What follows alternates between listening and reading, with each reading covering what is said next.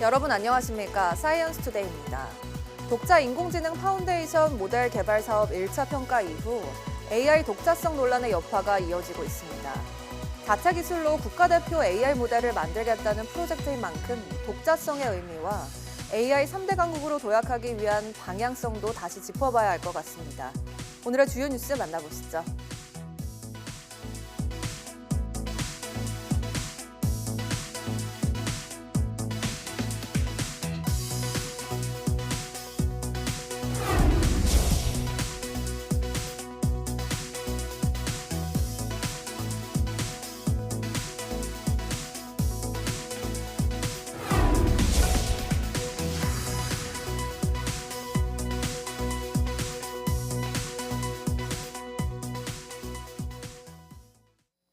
대안인 오늘 이름에 걸맞는 올겨울 최강 한파가 찾아왔습니다.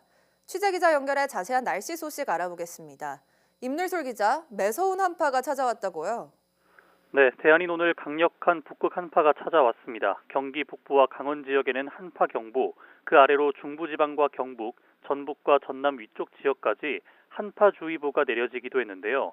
오늘 아침 가장 추웠던 곳은 강원도 양구 해안면으로 기온이 영하 21.2도까지 떨어졌습니다. 그 밖에 대부분 지역에서도 영하 10도 안팎의 강추위가 이어졌습니다. 낮에도 찬바람이 불면서 서울 영하 3도, 광주 2도, 부산 7도가 예상됩니다. 이번 한파 쉽게 끝나지 않을 전망인데요. 현재 북극 한기가 시베리아 부근으로 남하해 우리나라로 계속 찬 공기를 불어넣고 있습니다. 여기에 북동쪽으로 따뜻한 공기가 수직으로 벽을 쌓아 대기 흐름을 막고 있어서 북극 한기가 빠져나가지 못하고 상공에 머물고 있습니다. 장기화하는 한파에 한랭 질환이 우려되는 만큼 어느 때보다 보온에 신경 쓰시길 바랍니다. 또 영남 동해안은 메마른 날씨가 이어지고 있어 산불 등 화재 사고에 각별한 주의가 필요합니다. 지금까지 YTN 사이언스 임늘솔입니다.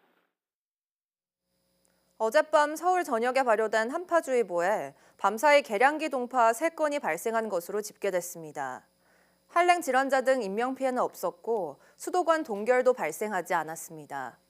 서울시는 한파 위기 단계가 주의로 격상되자 어젯밤 9시부터 1단계 근무 명령을 내리고 비상근무 80개 반 262명, 순찰 82명으로 구성된 한파 종합지원 상황실 가동에 들어갔습니다.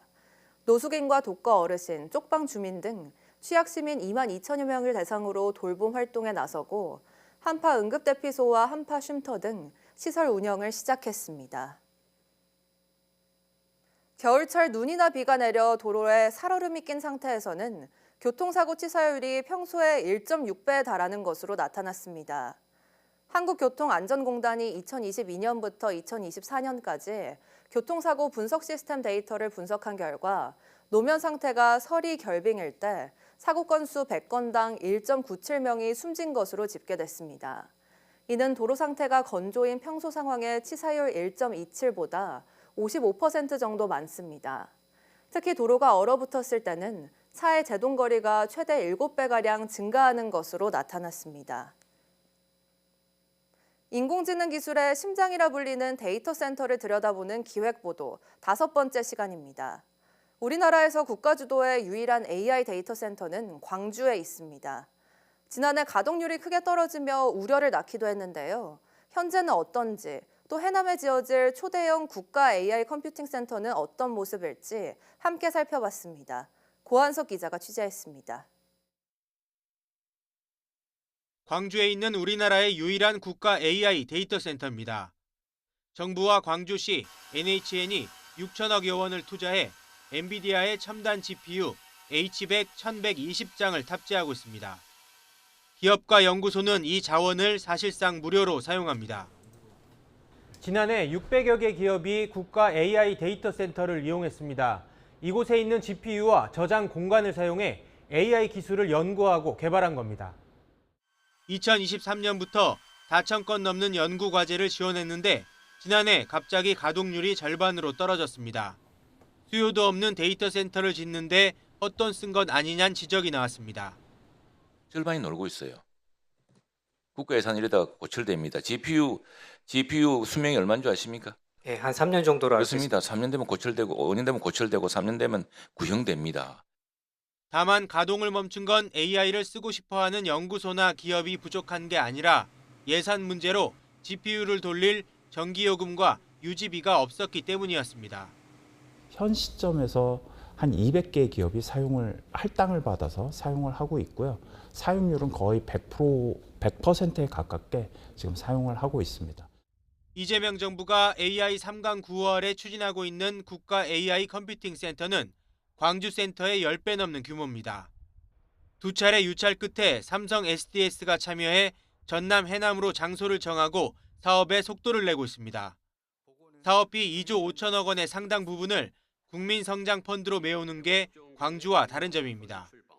1차 메가 프로젝트로 AI, 반도체, 2차 전지 등 지역과 산업 생태계 전반의 경제적 파급 효과가 큰 7건을 후보군으로 선정하였으며 국민 돈이 들어가는 만큼 AI 기술 개발이 수익으로 연결돼야 하는 점은 부담입니다. 국가 AI 컴퓨팅 센터의 목적이 도전적인 과제 지원이기 때문입니다. 그 연구 결과가 GPU를 샀을 때 어떤 기대 가치를 초과하지 못하는 경우가 꽤 있습니다.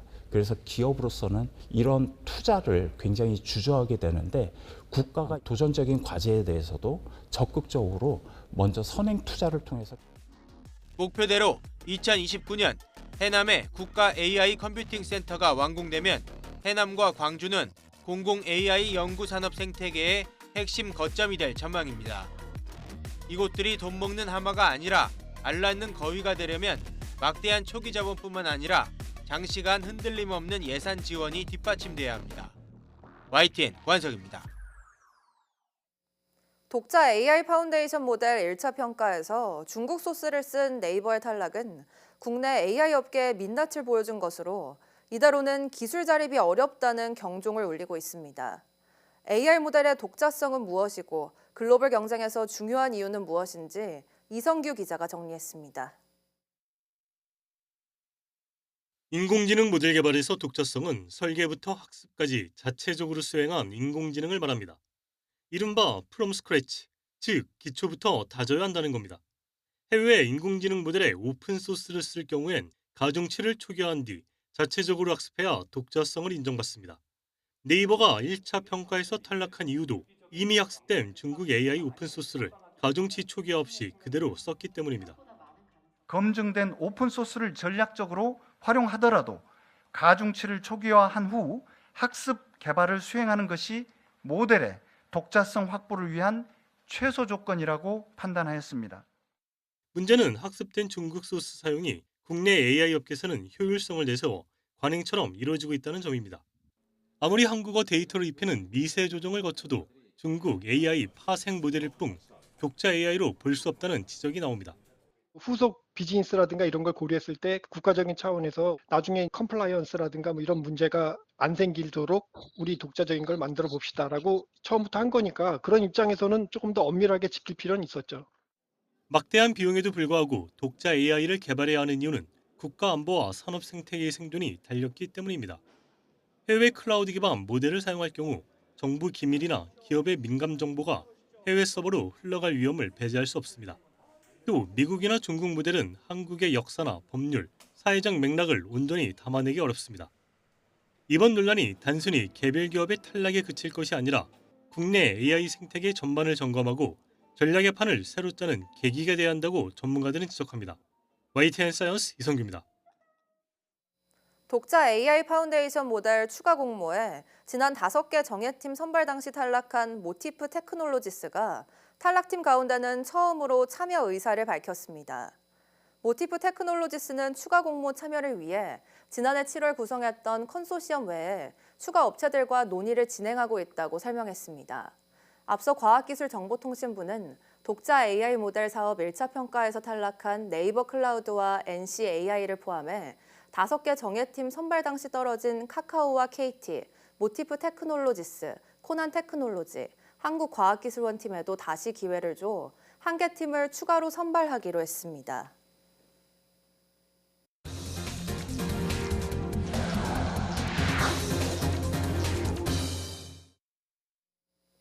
코스피가 무섭게 치솟으며 어제 종가 기준으로 4,900선마저 넘어섰습니다. 반도체뿐 아니라 현대차를 필두로 한 피지컬 AI와 로봇 관련 종목까지 강세를 보이며 지수를 끌어올렸습니다. 손유정 기자입니다. 코스피는 장 초반 트럼프발 관세 우려에 좀처럼 힘을 내지 못하고 4,800대를 횡보했습니다. 하지만 오후 들어 기관과 외국인의 매수세가 유입되면서 오름폭이 커졌고 사상 처음으로 4,900선을 돌파했습니다. 지수는 1% 상승률을 기록하며 4,904로 거래를 마쳤습니다. 이재명 정부의 공약인 5,000선에 두 자릿수 포인트만을 남겨둔 채 바짝 다가섰습니다. 코스피는 새해 들어 하루도 빠짐없이 12거래일째 사상 최고치를 밟고 있습니다. 종가 기준으로 4,800선을 넘어선 지 하루, 4,700선을 넘은 지는 3거래일 만에 거둔 기록입니다. 거침없이 달렸던 반도체 대장주는 상승 속도가 둔화했지만 여전히 강세 흐름을 이어갔습니다. 삼성전자는 장중 처음으로 15만 전자를 돌파했고 SK하이닉스도 75만 원 선을 지켰습니다. 피지컬 AI 기대감으로 16% 급등한 현대차는 시가총액이 100조 원에 육박하며 LG에너지솔루션을 제치고 3위로 올라섰습니다. 5,000선 고지가 머지않았다는 기대감도 크지만 대형주 위주의 단기 급등세, 대외 불확실성 요인을 주의해야 한다는 경계심도 만만치 않습니다. 미국 시장 수익률이 이렇게 상대적으로 좀 부진한 가운데 코스피가 랠리를 지속을 할 것이다. 이 부분을 너무 낙관적으로 받아들이기는 조금 무리가 있지 않을까라고 볼 수 있습니다. 이런 가운데 코스닥 지수는 968포인트로 마감하며 3거래일 연속 상승했습니다. 원달러 환율은 한미 당국의 안정 노력에도 소폭 올라 1,473원으로 주간 거래를 마쳤습니다. YTN 손유정입니다. 미국이 반도체 관세에 대한 수위를 계속 높이고 있습니다. 이번에는 하워드 러트닉 미 상무장관이 미국에서 생산하지 않으면 100%에 달하는 관세를 부과한다고 언급하면서 반도체 업계의 시름이 깊어지고 있습니다. 박기환 기자의 보도입니다. 끝날 것만 같던 대미 관세 폭풍이 다시 시작됐습니다. 이번 타깃은 우리 수출의 30% 이상을 차지하는 반도체입니다. 하워드 러트닉 미 상무장관은 지난 16일 미국 마이크론의 공장 착공식에서 메모리 반도체 기업에는 100% 관세를 내거나 미국에서 생산하는 두 가지 선택지가 있다고 말했습니다. 경제, 군사, 안보할 것 없이 필수품이 된 반도체를 자국 내에서 생산하게 만들겠다는 의도입니다. 회사명을 거론한 건 아니지만 사실상 삼성전자와 SK하이닉스를 겨냥한 러트닉의 이 발언에 국내 반도체 업계는 긴장하고 있습니다. 지난 14일 트럼프 미국 대통령이 반도체 포고령으로 위협을 다시 시작한 뒤 나온 발언이라는 점도 불안 요소입니다. 경쟁국 타이완은 이튿날 관세 협상을 마무리 지었는데 TSMC는 공장 건설을 약속하고 생산량과 연동해 관세를 면제받게 됐습니다. 하지만 삼성전자와 SK하이닉스가 TSMC처럼 미국의 대규모 제조시설을 갑자기 짓는 것도 쉽지 않은 일입니다. 삼성과 SK하이닉스 모두 미국에 이미 파운드리, 패키징 공장을 건설하고 있고 국내에서도 건설 중인 공장까지 합치면 앞으로 20년치 공사 계획이 모두 세워져 있습니다. 다음 기술 수요에 맞춰 대규모 금액을 투자해야만 살아남을 수 있는 반도체 업계에서 갑작스러운 대규모 투자는 불가능하다는 설명입니다. 용인 투자에 우리 1,000조 얘기하잖아요. 누가 주는 건 아니잖아요. 우리는 우리가 벌어서 투자해야 돼요. 한 번 지면 평택 같은 경우는 6동을 짓잖아요. 용인도 삼성은 6동을 짓게 돼 있잖아요. 한국은 앞서 미국과의 관세 협상에서 타이완 등 경쟁국보다 불리하지 않도록 조건을 정하겠다는 약속을 받았습니다. 하지만 압박 수위를 다시 높이고 있는 트럼프 행정부가 기존 합의를 그대로 적용해줄지는 미지수입니다. 국내 반도체 업계의 불안감이 커지는 가운데 여한구 통상교섭본부장이 스위스 다보스 포럼에서 러트닉 상무장관과 그리어 무역대표부 대표를 만나 반도체 관세 논의를 진행할 것인지에 대해 관심이 집중되고 있습니다. YTN 박견입니다. 제이미슨 그리어 미국 무역대표부 대표는 연방대법원이 상호관세에 대해 최종 패소 판결을 내릴 경우 즉시 대체 관세 도입에 나설 것이라고 밝혔습니다. 뉴욕타임스는 그리어 대표가 지난 15일 인터뷰에서 대법원에서 관세와 관련한 불리한 판결이 나올 경우 미 행정부가 관세를 복원하는 일을 바로 그 다음 날 시작할 것이라고 말했다고 보도했습니다. 그리어 대표는 자신과 다른 참모들이 트럼프 2기 행정부 출범 초기에 다양한 옵션을 제시했다며 대법원에서 상호관세를 무효로 판단하더라도 다른 법적 근거를 활용해 대체 관세를 부과할 준비가 돼 있음을 시사했습니다. 또 대법원이 현재 심리 중인 관세 관련 사건에서 정부에 유리한 판결을 할 것으로 예상한다면서 트럼프 대통령은 무역 정책을 추진하기 위해 관세를 수단으로 가질 것이라고 말했습니다. 미국산 감귤류가 올해부터 무관세로 수입되면서 제주 농가가 긴장하고 있습니다. 제주도는 고품질 전략으로 충분히 대응할 수 있다는 입장이지만 현장 농민들이 체감하는 불안감은 사뭇 다릅니다. 보도에 고재영 기자입니다. 겨울 햇살이 비치는 비닐하우스 안. 레디앙을 수확하는 농민의 손길이 분주합니다. 농민은 수확의 기쁨에 앞서 미국산 감귤류가 무관세로 들어오면서 출하를 앞둔 망감류 가격이 떨어지지 않을까 걱정이 앞섭니다. 상인들이 오라 그래도 오지도 안 오고 그래가지고 그래서 지금 또 농협으로만 이제 출하하려 그래도 농협에서도 조금 벅찬 것 같은 그런 느낌도 있고 해서 아직 걱정이 좀 많습니다. 올해부터 한미 자유무역 협정에 따라 미국산 감귤류는 관세 없이 수입되는데 수입 물량은 16,000톤에 이를 것으로 전망됩니다. 이에 대해 제주도는 가격 경쟁이 아닌 품질 경쟁으로 대응할 수 있다는 입장입니다. 완숙과 출하 유도, 시설 현대화 지원과 제주 감귤 통합 브랜드 판촉 등으로 제주 망감류의 품질을 높이고 소비자 신뢰를 확보하겠다고 밝혔습니다. 좋은 품질을 계속 유지하고 소비자한테 전달할 수 있는 시스템만 잘 갖춰지면 어떤 수입 농산물이 오더라도 큰 문제는 없다 저는 생각을 합니다. 중간 상인들의 공포 마케팅에 흔들릴 이유가 전혀 없다. 제주도와 감귤위원회는 출하 시기 분산과 일부 매입을 통한 수급 조절 등으로 가격 방어에 나선다는 방침입니다. 하지만 농가들은 수입 물량이 실제 시장에 풀릴 경우 현장에서 체감하는 충격은 다를 수 있다며 보다 안정적인 판로 확보 대책 필요성을 제기하고 있습니다. YTN 고재영입니다. 경찰청 국가수사본부는 지난해 기술유출 사범 단속 결과 179건을 적발해 378명을 검거하고 6명을 구속했다고 밝혔습니다. 1년 전보다 적발 건수가 45.5% 늘었는데 이 가운데 해외 유출은 33건이었고 중국이 18건으로 절반을 넘었습니다. 반도체와 디스플레이, 2차 전지 등 우리나라가 선도하는 기술 분야에 집중됐는데 지난 5월 서울경찰청이 고대역폭 메모리, HBM 관련 반도체 패키징 기술을 빼돌리려던 김모 씨를 중국 출국길에 긴급 체포한 게 대표적입니다.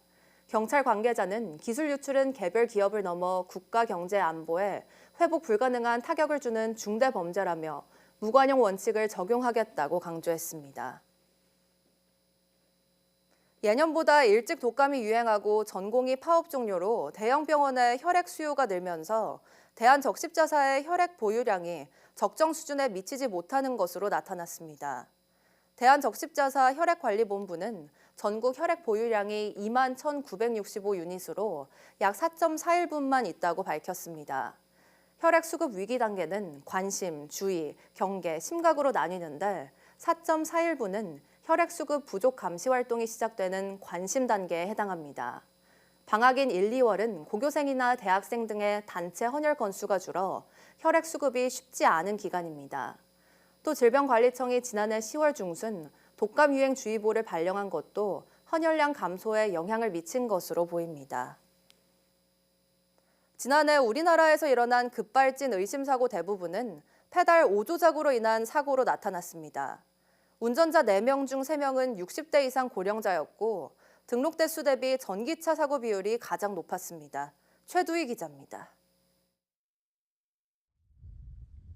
지난해 11월 제주시 우도에 입도하던 60대 A씨가 몰던 승합차가 빠른 속도로 달리며 보행자들을 들이받아 3명이 숨졌고 11명이 다쳤습니다.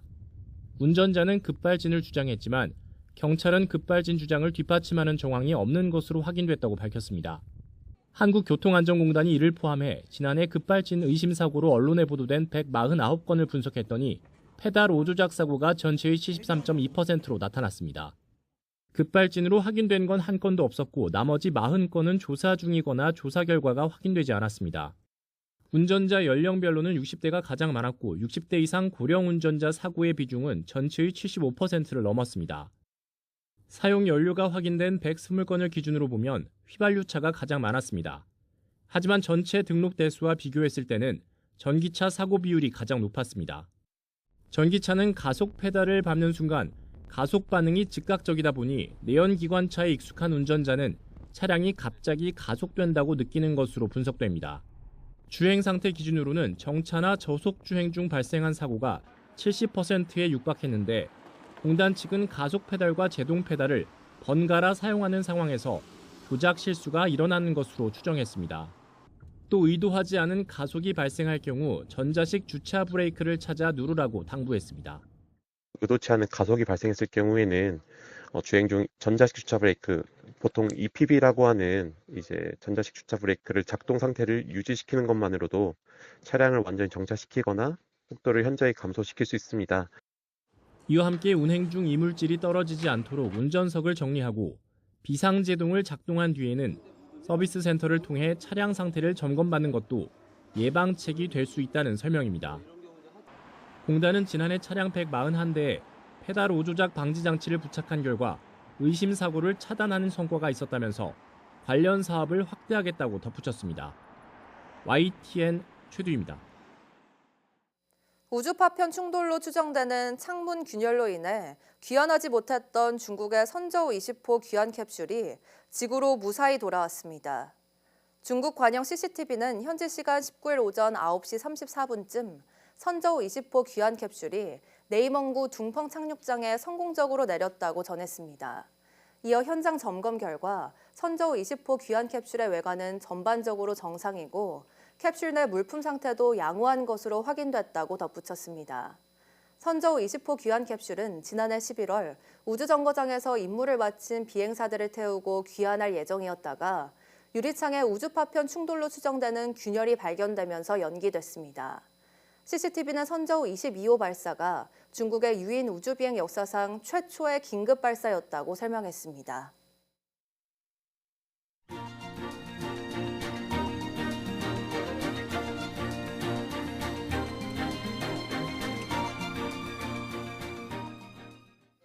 (1월 20일) 오전 사이언스 투데이 마칩니다. 오후 뉴스도 많은 시청 바랍니다. 시청해주신 여러분 고맙습니다.